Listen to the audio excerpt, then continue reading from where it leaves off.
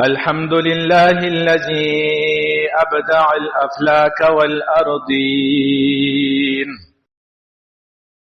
والصلاة والسلام على من كان نبيا وآدم بين الماء والطين، وعلى آله وأصحابه أجمعين. أما بعد فأعوذ بالله من الشيطان الرجيم. بسم الله الرحمن الرحيم. هل أتاك حديث ضيف إبراهيم المكرمين، إذ دخلوا عليه فقالوا سلاما. صدق الله العظيم. زمان محترمو دا حدیث مبارکو په سلسله کې بنن چونکه 13 جمعه مونږ د سلام متعلق د حضور علیه الصلاۃ والسلام فرامین او ارشادات شروع کړیو. یو بابم پکې ویلو چې هغه د سلام فضیلت او د سلام عام کول او خورولو. نن دویم باب دی چې دا باب دی بابو کیفیت السلام، د سلام کیفیت ذکر کړي چې سلام به څنګه چې کیفیت به یې سوي. امام نووي رحمت الله علیه فرمایي چې یستحب ان یقول المبتدئ بالسلام.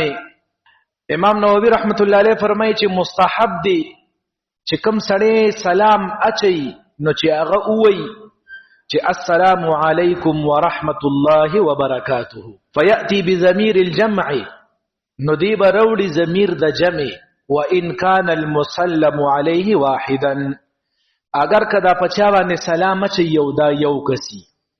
د عربی ژبه کې دا موږ چې څنګه وایو چې السلام علیکم، نو دا کوم په عربی ژبه کې د ډیرو کسانو د پاره راځي، د جمع د پاره راځي.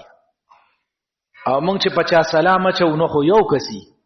امام نووي رحمت الله علیه فرمایي چې اگر که په یو کس سلام اچي خود جمع دا ټکی مونږ ذکر کوو، پتا دې سلامتیابي او پتاسو دې سلامتیابي. نو دا چې مونږ کوم سلام کوو نو دا مونږ وایو پتاسو دې سلامتیابي او د الله رحمت او برکات دې وي پتاسو باندې.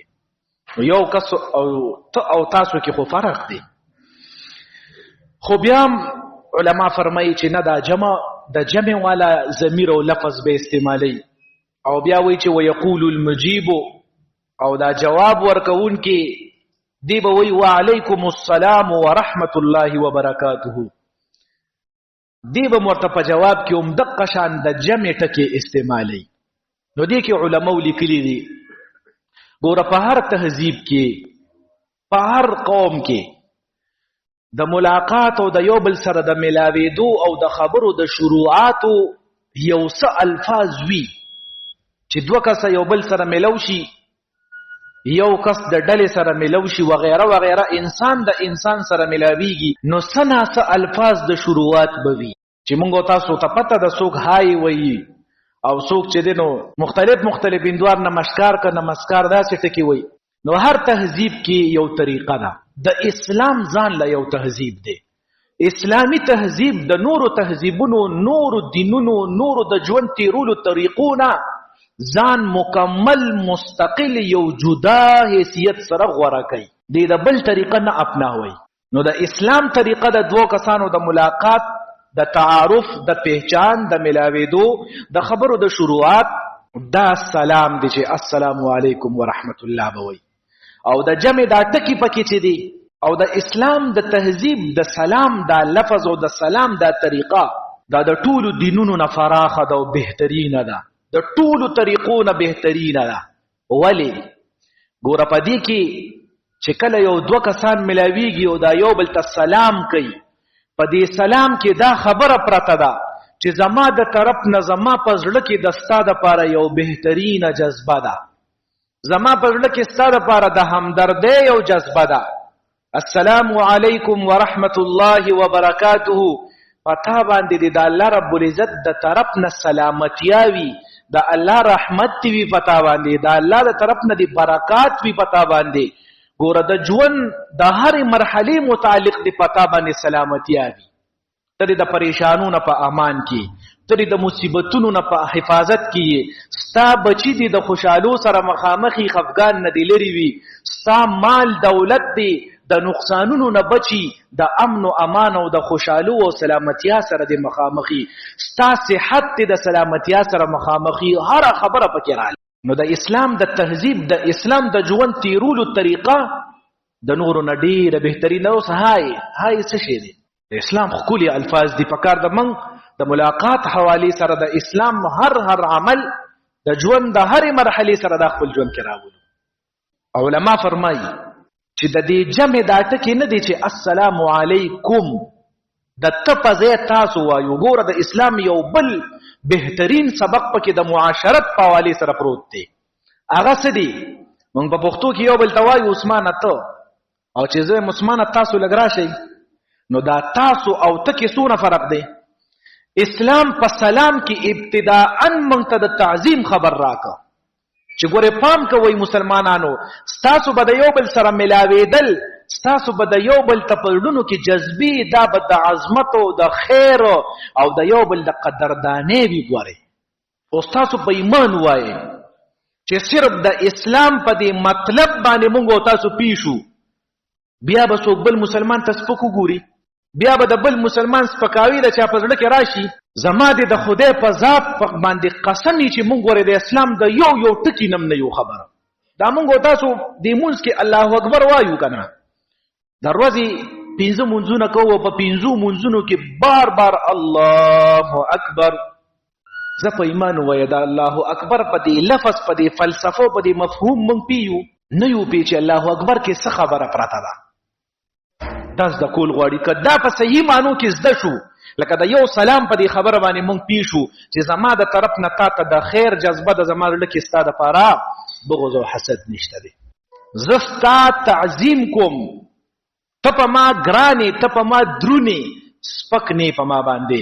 بس چې د ملاقات په لومبنۍ مرحله کې دا خبره زړه ته راله، څنګه به بیا یو بل سره نفرت وساتلی شي، څنګه به بیا یو بل سره بغض وساتلی شي. الله دې راته دا پوهه را نصیب کړي. نو الله رب العزت اسلام کې موږ ته یو ډېر د ژوند تیرولو ښکلې طریقې د پیغمبر علیه السلام په واسطه بیان کړي دي. الله دې راته بس عمل را نصیب کړي او پوهه را نصیب کړي. نو حدیث مبارک دی په دې کې به د سلام کیفیتونه راته ذکر کړي. عن عمران بن الحسين رضي الله تعالى عنهما، عمران بن حسين قال فرمای جاء رجل الى النبي صلى الله عليه وسلم، ويوكس حضور نبی کریم علیہ الصلوۃ والسلام تراغي فقال نبي السلام علیکم. اوس کیفیت د سلام غ طریقه او د سلام اچولو وغه اندازونه راته خي. نو کس راغی دوی السلام علیکم، فرد علیه، نو دله جواب ورکو، ثم جلس، دی کیناسته. فقال النبي صلى الله عليه وسلم، نو حضور نبی کریم علیہ الصلوۃ والسلام فرمایل 10 د د لپاره لسنی کېشوي. ثم جاء آخر، بیا بل کس راغی، فقال نبی السلام علیکم ورحمت الله، السلام علیکم سره ورحمت الله ورو لګاو. نو فرد علیه، نو دلم جواب ورکړی شو. فجلس، نو دی کیناسته. فقال نو حضور علیہ الصلوۃ والسلام فرمایل 20 شل نیکه شوی ده ځکه ورحمت الله وسره یو ځکه. ثم جاء آخر، بیا بل راغی، فقال السلام علیکم ورحمت الله وبرکاته، فرد علیه، نو دلم جواب ورکو. فجلس کیناست. فقال 30، حضور علیہ السلام فرمایل 30 نیکه ده شوی. نو اسمونږ تاسو اندازه ولګو. زمون احناف حنفی علما فرمای چې السلام علیکم ورحمت الله وبرکاته دومره پورې گنجائش تا. السلام علیکم، السلام علیکم ورحمت الله، السلام علیکم ورحمت الله وبرکاته ومغفرته وسره یو ځای کولی شي. نو دا د اسلام د سلام طریقه شو، کامله طریقه السلام علیکم ورحمت الله وبرکاته شو، ومغفرته یو ځای کولی شي. او السلام علیکم دام جایز ده، السلام علیکم ورحمت الله جایز ده. ورپسې حدیث دی وعن عائشة رضی الله عنهما، عائشة رضی الله تعالی عنها فرمایي قالت قال لي رسول الله صلى الله عليه وسلم، وی حضور نبی کریم علیہ الصلوۃ والسلام ما ته فرمایل هذا جبريل، دا جبريل علیہ الصلوۃ والسلام دی راغلی دی یقرأ علیک السلام، تا باندې سلام وی. جبريل علیہ السلام پتا سلام وی. قالت عائشہ رضی اللہ تعالی عنہ فرمائی قلتو وی ما وی چې وعليه السلام ورحمت الله وبرکاته. وی ما پاغي په جواب کې وی چې وعليه السلام ورحمت الله وبرکاته. اوس دې حدیث کې علما فرمایي د سلام د کیفیت سره متعلق مونږ ته دا خبره پراته ده چې یو هم په یو بل په مخامخ کسانو سلام اچو، یو دادی چې یو چا باندې غایب کس باندې سلام لېږلی شي. لکه زه عثمان ته ویم چې عثمان پلانی ته سلام ووایه ښه. اوس بیا چې کله غایبانه سلام یو بل کس ما ته سلام راولېږه، نو د هغې د جواب طریقه بیا د دې عام سلام نه جدا ده. مونږ خو وایو وعلیکم السلام بیا وایو، نو وعلیکم السلام به نه وی بلکې وعلیه السلام به وی، وعلیه السلام.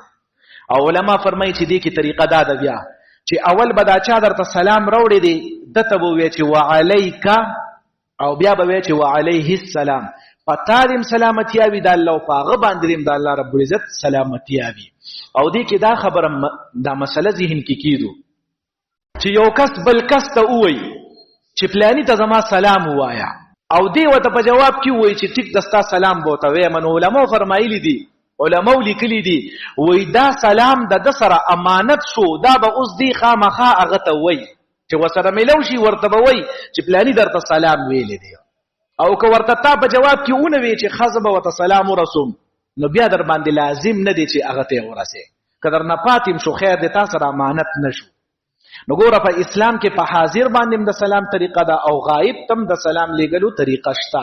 د واپس د جواب طریقه م راته وښودله چې غایب ته څنګه به ورکې او حاضر ته به څنګه ورکې. ورپسې وعن انس رضی الله تعالی عنه ان النبي صلی الله علیه وسلم. دې کې یو بله مسله مې ذهن ته راغله.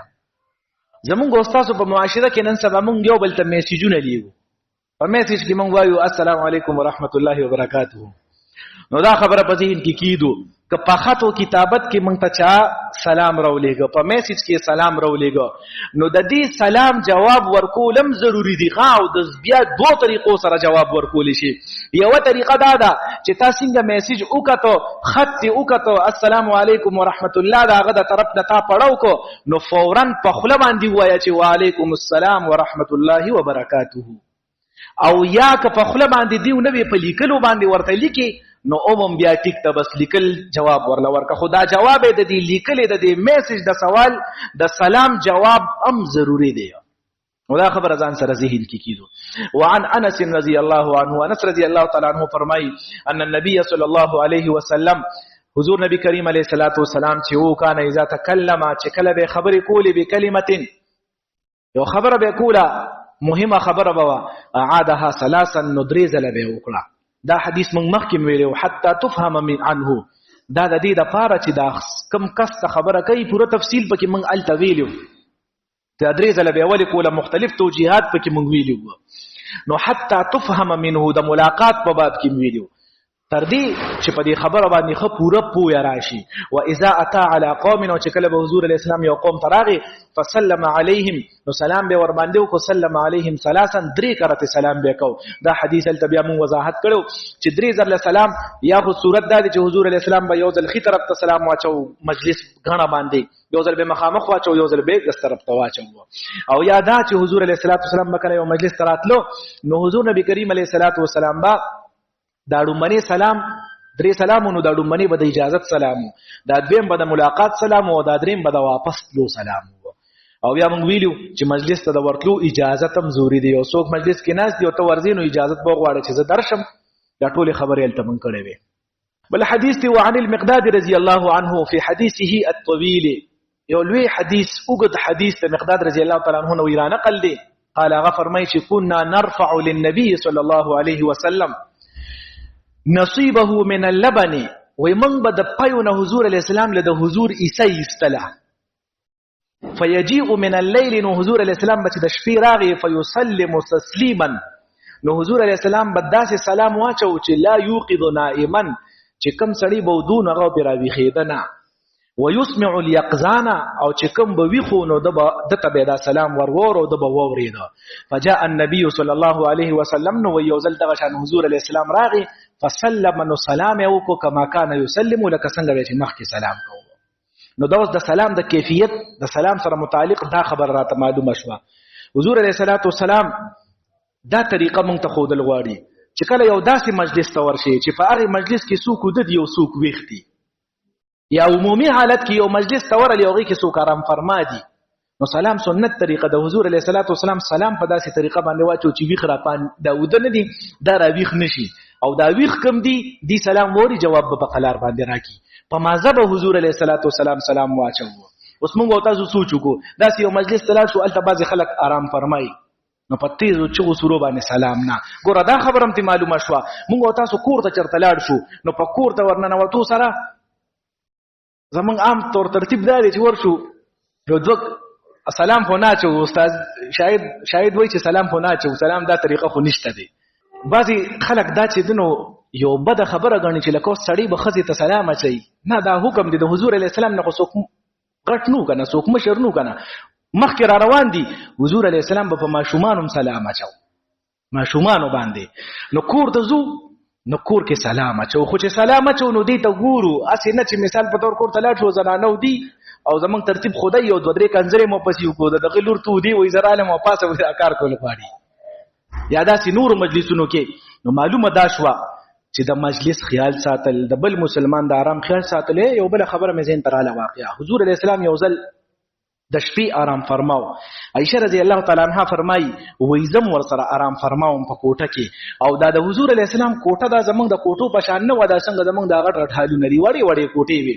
حضور نبي کریم علیه الصلاۃ والسلام د شپې راپاڅېده، حضور بقي ته تله، جنت البقي ته ورتلو، صحابه کرامو مقبرې ته ورتلو چې هلته کې څوکي یو دعا صحابو ته وکړي.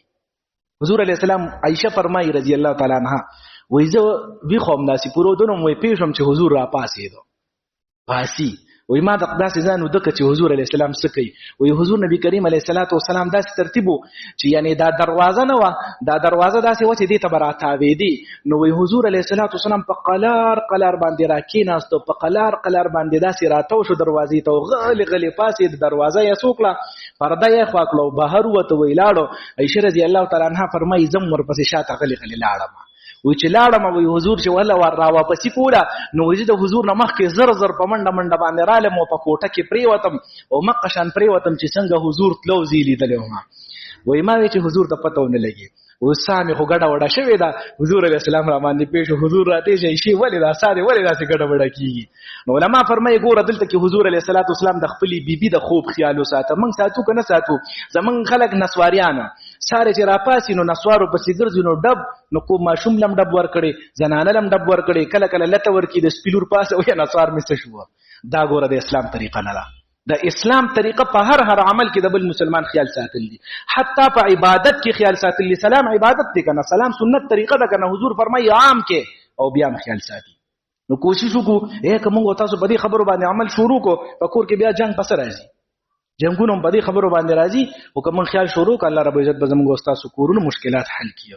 بل حدیث مبارک دی وعن ابي جري الهجيمي رضي الله تعالى عنه قال، ابي جري رضی الله تعالی عنہ فرمایي چې اتيت رسول الله صلی الله علیه وسلم، ویزه حضور علیه الصلاۃ والسلام تعالم فقلت ويموي چې عليك السلام یا رسول الله.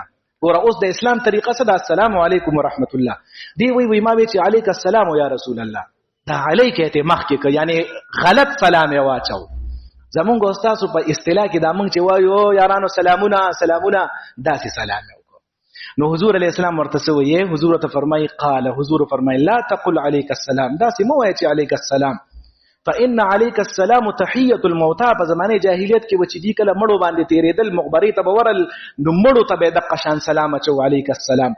ورنه په اسلام کې د مړو او د ژوندو دواړه سلام السلام علیکم یا اهل القبور مغبره کې دي، او په ژوندو باندې السلام علیکم ورحمت الله وبرکاته دي. نو دې حدیث کې علما فرمایي چې په حدیث کې دا خبره ده چې سلام بغلطونه، د سلام الفاظ بغلطونه. مونږ تاسو مخکې مسله ان شاء الله رام شي، مونږ تاسو دا چلونه کو یو بل ته سلام داسې لاس اوچت کو. حضور علیه السلام دین هم منع کړی دا، یو بل ته سلامونه مو چته.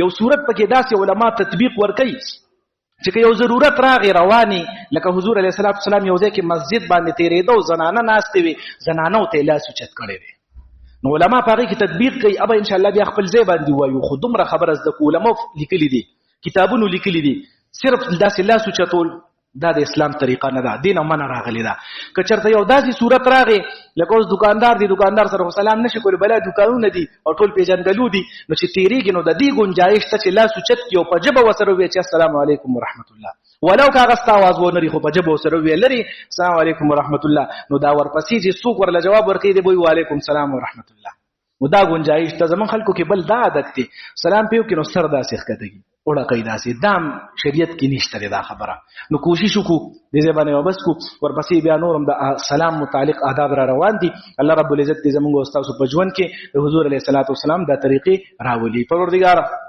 خبرو باندې الله تعالی کولو توفیق را نصیب کړي مولای کریم زموږ په کورونو کې خیر او برکت نازل کړي مولای کریم زموږ په کورونو کې زموږ بازارونو کې زموږ په دې ملک کې الله اسلام راولي پروردګار د کوم ملګرو مشکلات دي دعاګان د پاره ویلي دي الله مشکلات حل کړي پریشانې حل کړي چا باندې قرضونه دي پروردګار اسباب ورته برابر کړي قرضونه اخلاص کړي مولای کریم زموږ په کورونو کې خیر او برکت نازل کړي الله چین او سکون نازل کړي الله بے اتفاقه حسدونه بغضونه انتشارات زموږ د کورونو نه ختم کړي الله سینې مو د چین او د سکون نه ډکې کړي پروردګاره بیماران له شفای کامله عاجله مستمره ور نصیب کړي زموږ یو ملګری دی کور کې د هغې ماشوم بیمار دی پروردګاره د خپل کور اوبه یې دارو کړي الله دا پریشانۍ یې ختمې کړي الله خپلې لاړې یې دارو کړي مولای کریم دنیا نه هم کله خپلې لقا ته خپل ملاقات ته بوځي دا پاکه کلمه په خولې راولي چې لا اله الا الله محمد رسول الله